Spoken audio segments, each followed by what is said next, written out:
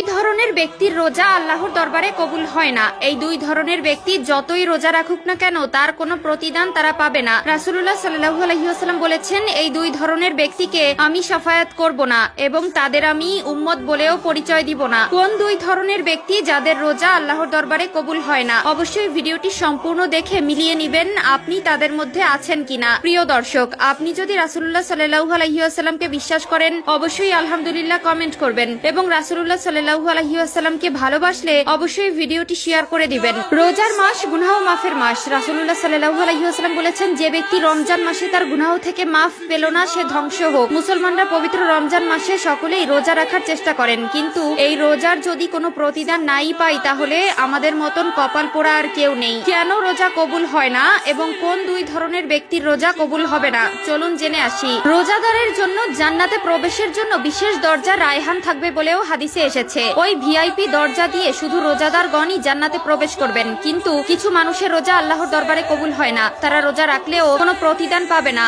রোজা কবুল না হওয়ার কারণ কিছু মুসলমান রোজার মাসে রোজা রাখার পরেও এর প্রতিদান ও ফজিলত থেকে বঞ্চিতই থেকে যাবেন। এক নম্বরে সেই ব্যক্তির রোজা আল্লাহর দরবারে কবুল হবে না যিনি রোজা রেখেও অশ্লীল কাজ ও পাপাচার ত্যাগ করতে পারল না।